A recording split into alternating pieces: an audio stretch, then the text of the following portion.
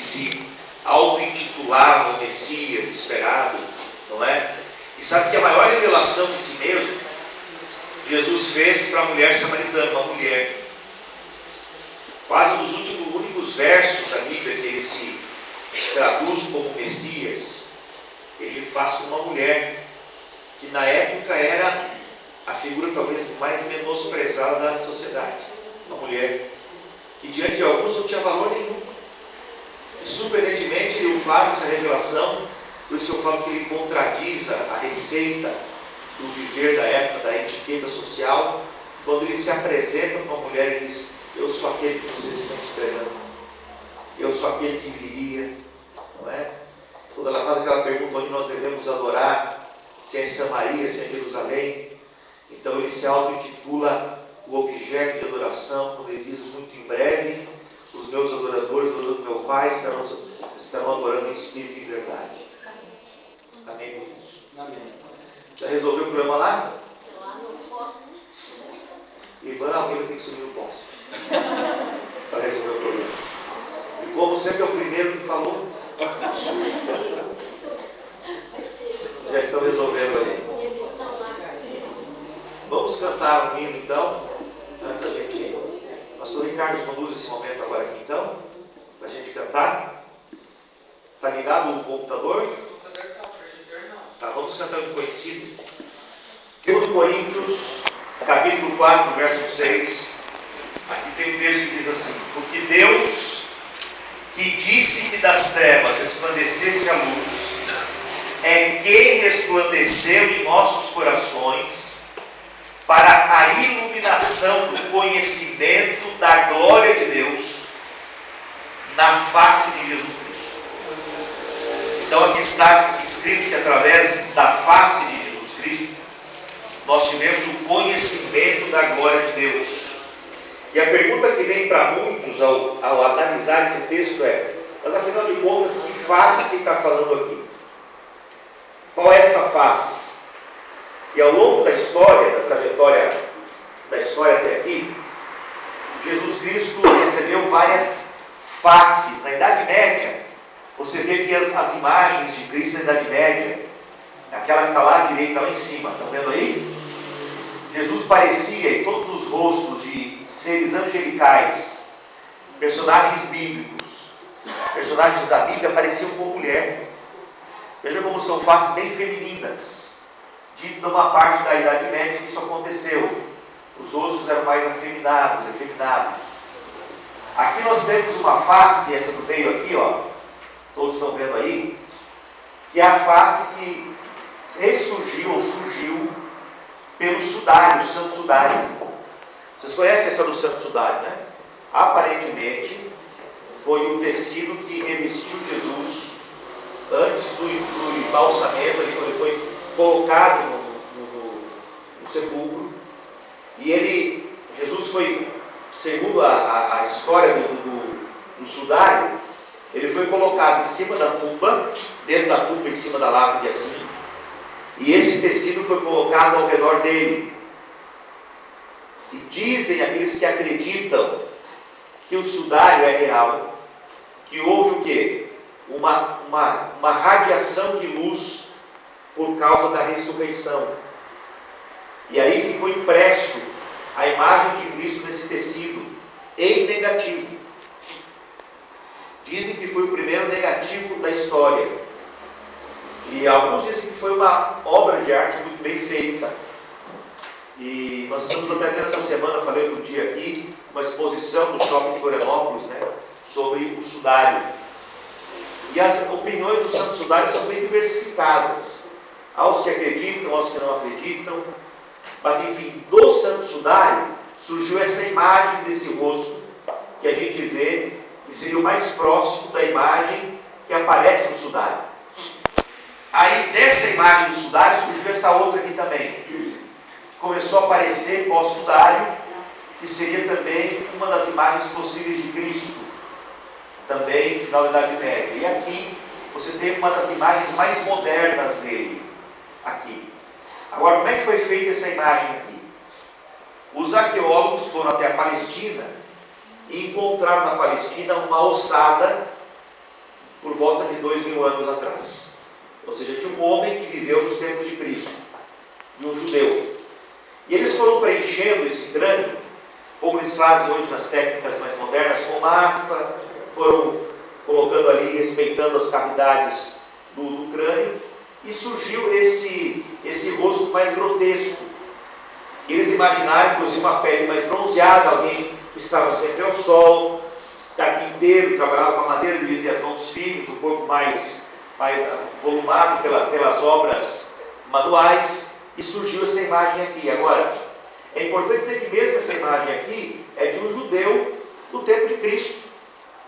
Se hoje nós fôssemos soterrados, por exemplo, e daqui a 2000 anos fôssemos descobrir, nós não nos parecemos, mesmo tendo vivido o mesmo período, não é? Mesmo pessoas com raças iguais ou parecidas ali, elas são diferentes entre si. Então isso não diz muito. Então, na verdade, a face de Cristo, a verdadeira face, ainda continua sendo um grande mistério, não é? Para a arqueologia, para os historiadores, para os teólogos, ainda é um mistério. Agora existe uma carta. Essa carta aqui é uma suposta carta que foi escrita no tempo de Jesus. Foi uma carta que foi endereçada ao imperador Tibério César, a César na época, pelo senador, um dos senadores da República, o Públio Lentulus. Ele fazia parte, esse senador, da região onde Jesus morava, e ele manda uma carta para César.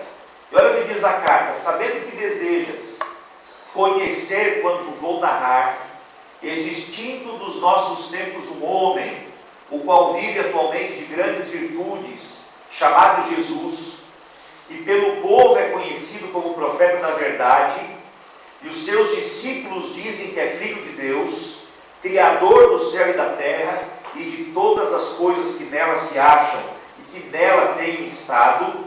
Em verdade, ó César, cada dia se ouvem coisas maravilhosas desse Jesus.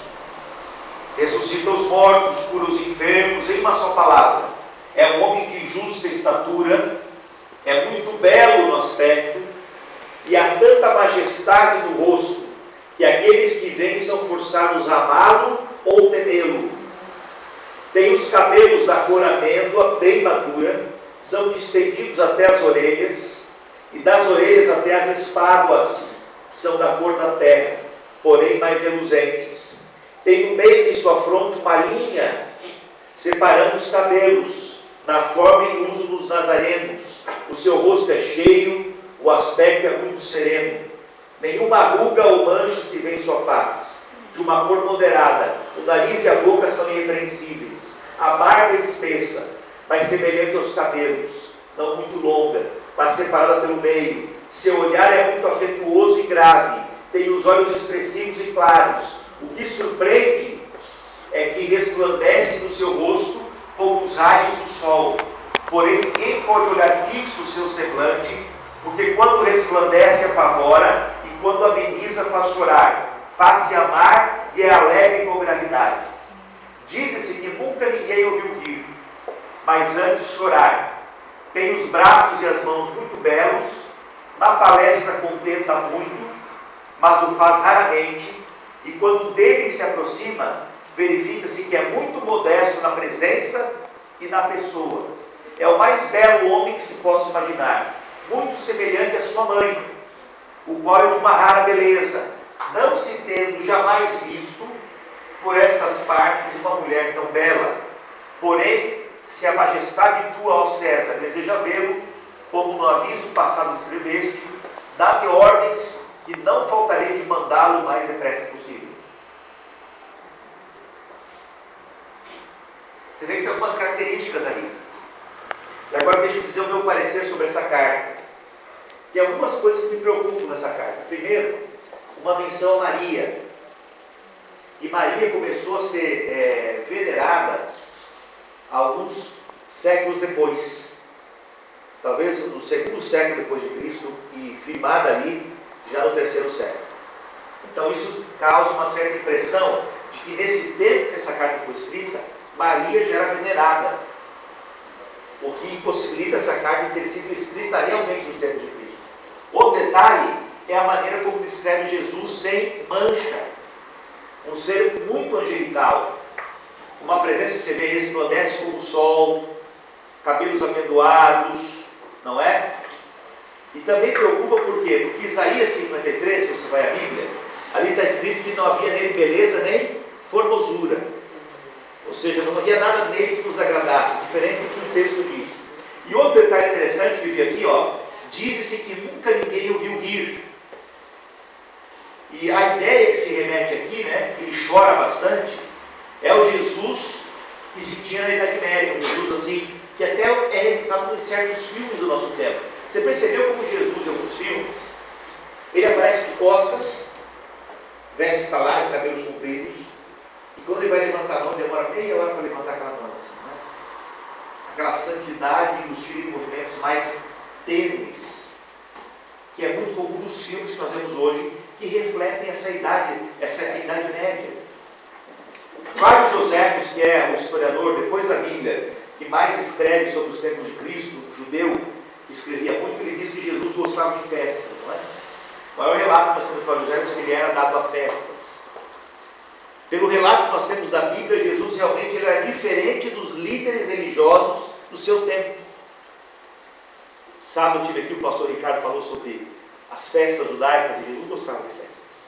Ele estava em casamento, ele estava onde comiam os pecadores, não é?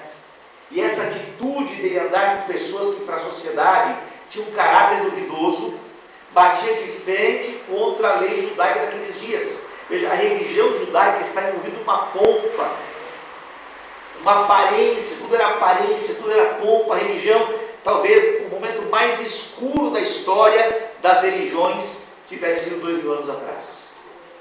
A religião totalmente desprovida de Deus. E você tinha leis e leis e leis que legislavam a lei de Moisés, que tornavam a vida cristã pesada demais. As pessoas eram julgadas por uma lei dura. E quando a gente fala em lei, nós já temos esse negócio de lei embutido na gente. E nós nascemos para quebrá-las, porque nós somos vítimas desse período em que as leis, inclusive a lex humana, a lei romana, ela era impiedosa, ela era escravista. Você ou seguia essas leis, ou você era duramente quebrado ao meio, não é? Então, hoje nós vamos ver uma das faces de Cristo na Bíblia. Talvez nós não tenhamos na história uma imagem definida de Jesus, porque não é a imagem física que nos importa dele. Não é a aparência externa que importa em Cristo. Mas seja talvez a imagem da aparência refletida nas páginas do livro sagrado. E ao longo dessa semana nós vamos ver algumas faces, pelo menos 5 delas. E a primeira delas, que eu escolhi essa noite, a face determinada. Eu encontro a face determinada de Cristo em Lucas, capítulo 9, verso 51. Abra comigo, Evangelho de Lucas, capítulo 9, 51. Mateus, Marcos, Lucas é o terceiro Evangelho, capítulo 9, terceiro livro do Novo Testamento. Sabe que o Novo Testamento tem 4 evangelhos por uma questão muito simples. Deixa eu explicar para você aqui. São 4 visões de uma mesma história. 4 visões de uma mesma história que acontece, só que é uma visão de um ser humano. Uma é a visão de Mateus, outra é a visão de Marcos, Lucas e finalmente João.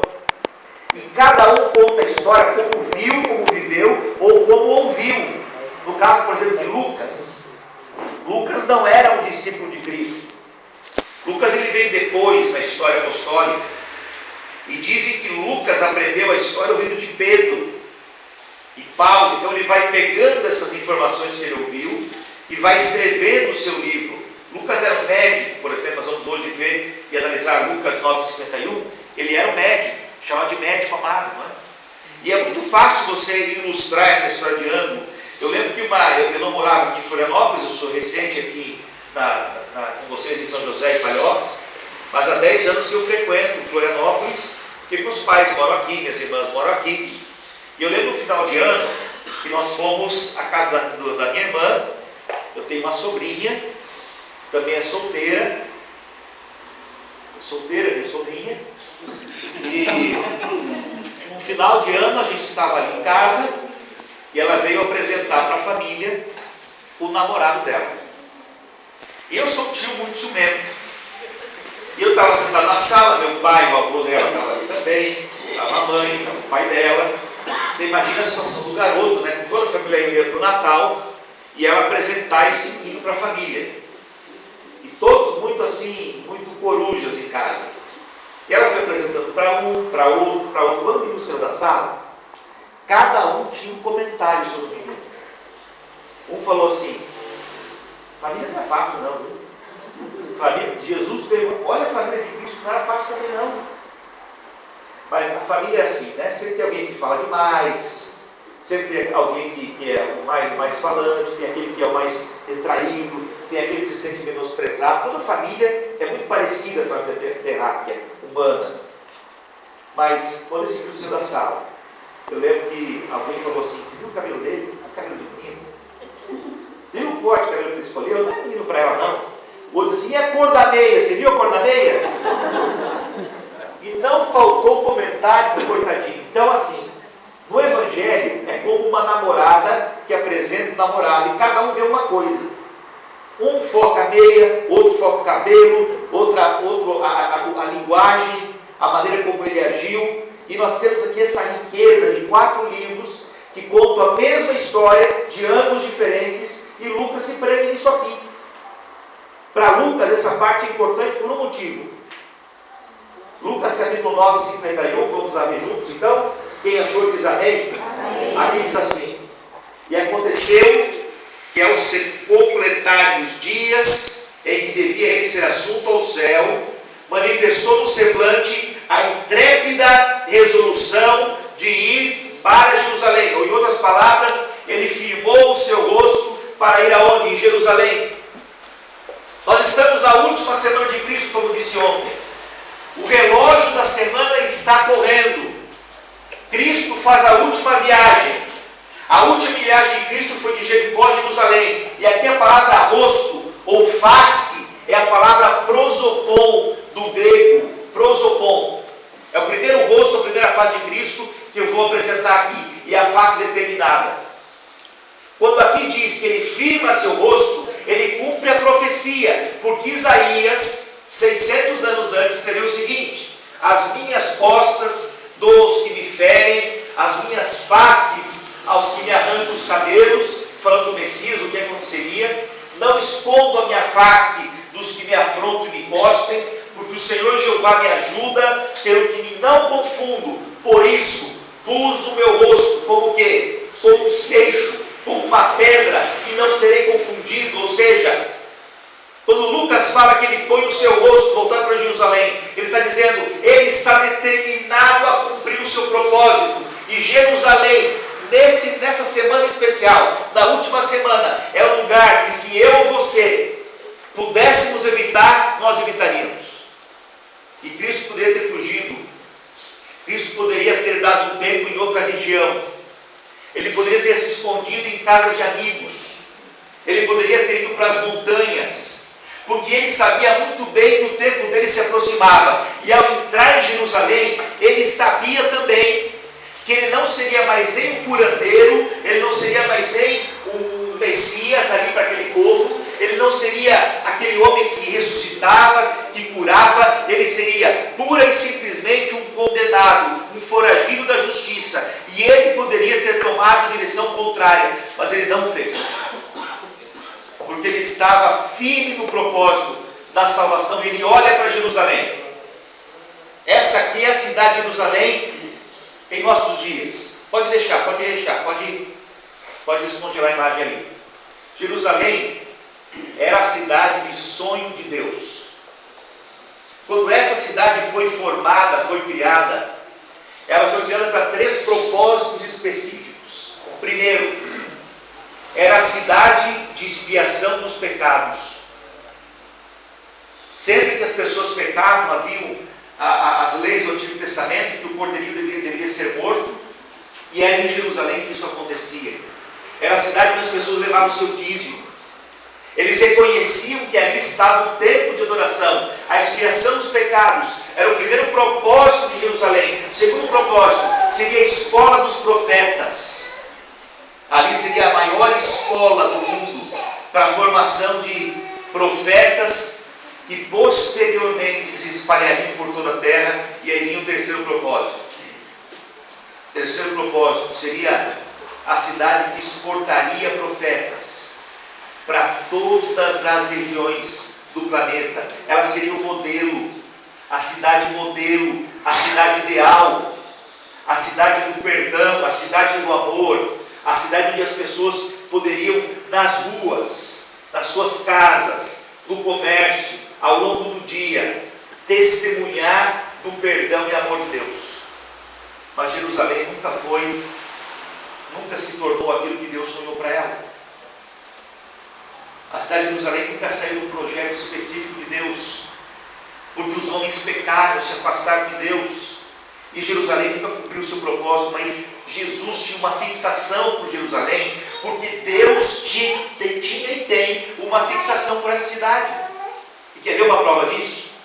Quando você vai a Apocalipse, capítulo 21, você vê ali algo interessante.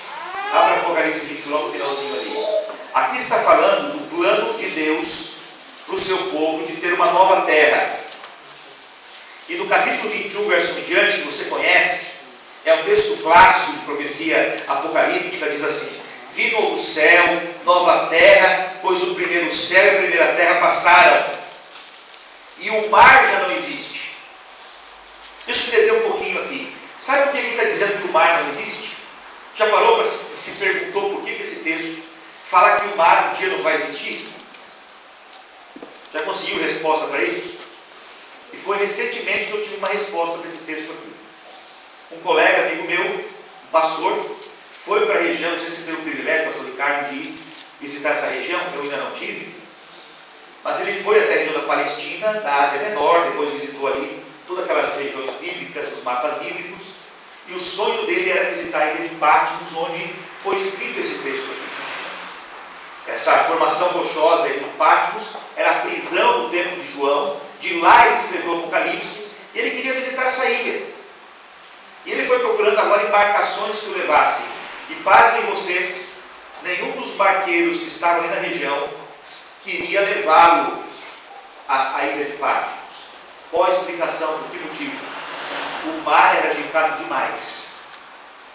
O mar agitado constantemente deixa embarcações no fundo do mar. Agora você imagina João escrevendo isso aqui, olhando para o mar. O que ele tinha mais medo da vida? Era das ondas. Era uma prisão sem paredes. Qual que era a parede da prisão? Era aquele mar revolto. Então, quando ele escreve o novo céu e a nova terra, ele diz assim: vai haver um novo céu, uma nova terra, mas o mar não vai existir. Por quê? Porque para João, o mar era tudo aquilo que causava medo.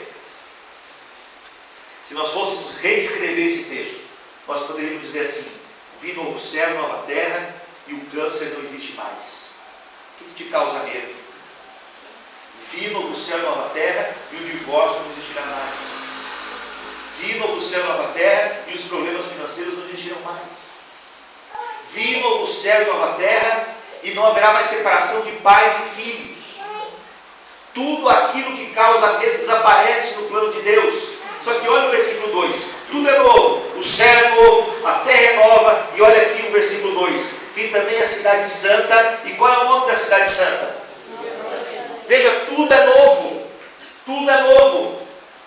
Mas quando chegamos agora,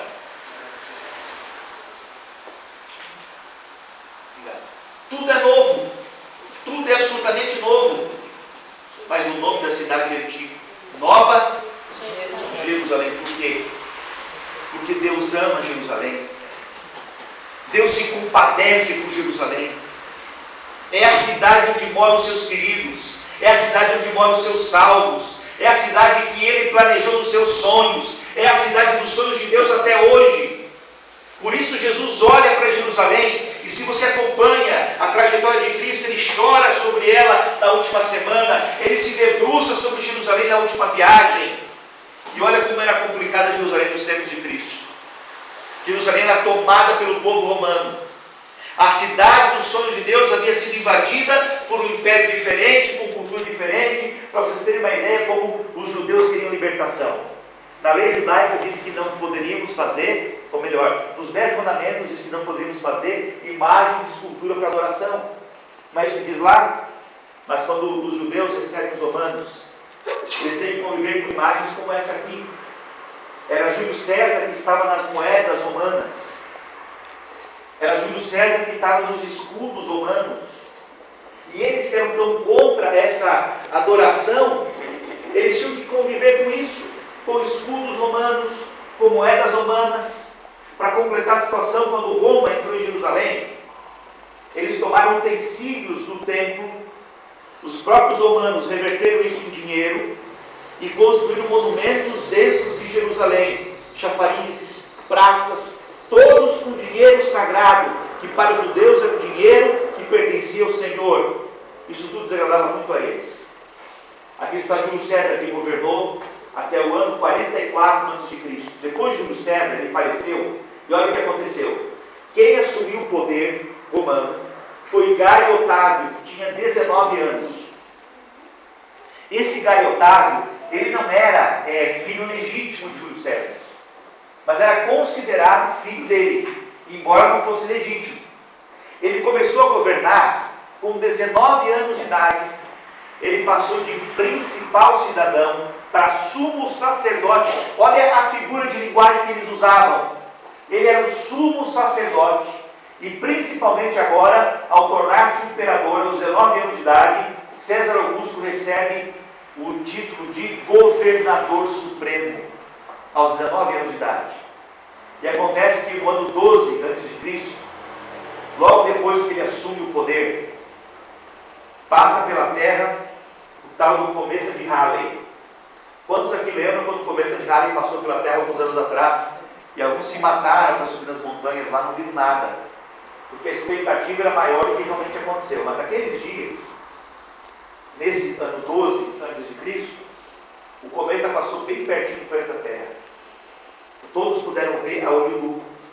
E quando o cometa passou, o que César Augusto fez? Ele usou a oportunidade, o contexto, e disse o seguinte: essa luz que vocês estão vendo aí, no céu, cometa de Halley, não tinha nome. Essa luz que vocês estão vendo aí, eu falei luz que já se manifestou aqui. Ela é o meu pai, Júlio César, entrando no céu. Olha o pensamento dele, para enganar o povo. E se meu pai está entrando no céu, então isso quer dizer que ele é Deus. E como eu sou filho de Júlio César, então vocês podem me adorar porque eu sou filho de Deus.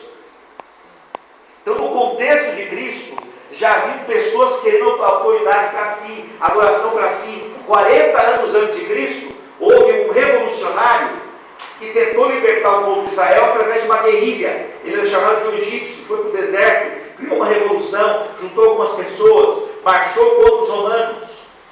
Então eram disputas comuns, e nesse contexto aparece então Jesus Cristo, bem na era de Tibério César.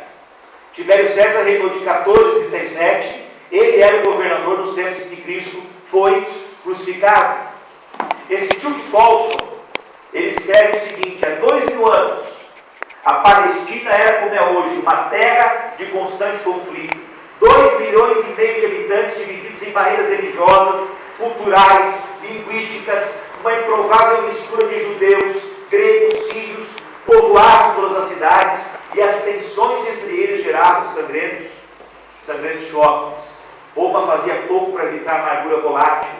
Somente os judeus tinham esperança no futuro, pois se apegavam à promessa que um dia o Messias enviado de Deus viria para libertá-los. Agora você imagina, quando aquele rei que eles esperavam, o Messias que eles esperavam, que chegasse com um braço de ferro, que chegasse montado num cavalo branco, que sentasse num trono, que governasse, ele chega de sandálias, pregando a paz. Deus falou através do judeu palestino comum, como vimos ontem aqui, um Sebastião, paraense. Qual a profissão dele mesmo? Nós colocamos ontem aqui. Agricultor. Jesus era assim simples. Ele choca com a ideia que eles tinham de um revolucionário, de um rei sentado num trono. E na última semana, quando Jesus esteve aqui, ele anda de Jericó a Jerusalém. Amanhã nós vamos ver que ele para um pouquinho além de Jerusalém, e ele faz uma volta até a cidade de Betânia. Nós vamos entender amanhã à noite por que ele parou em Betânia. Mas nesse trecho de Jericó a Jerusalém, 20 quilômetros mais ou menos na última semana, Marcos registra algo interessante. Jesus sempre estava entre os discípulos. Jesus normalmente sempre estava entre a multidão. Ele sempre andava entre os seus queridos e amados. Mas na última semana, diferente de toda a trajetória dele na vida, Jesus ia aonde? Ele ia adiante, compenetrado. Durante a trajetória de Jericó a Jerusalém, ele para conversar com os discípulos. Ele olha para Pedro diversas vezes. Ele diz para os discípulos: nós estamos indo a Jerusalém, porque convém que o Filho do Homem seja entregue na mão dos pecadores. E sabe o que eu acho mais interessante na história da última semana? É que quando Jesus é preso, lá no Getsemane, que levam ele para julgamento, um julgamento à madrugada, os discípulos ficam pasmos, como se não soubessem que aquilo aconteceria. Jesus já havia avisado os discípulos que o seu tempo era chegado, mas se eu e você estivéssemos lá e nós prensássemos Pedro na parede, ele não diria nada, porque parece que eles estavam cegos quanto àquilo que aconteceria. Jesus havia avisado os discípulos, ele já sabia que o seu fim era chegado, e por isso ele marchava compenetrado, seu rosto como um seixo, uma face determinada.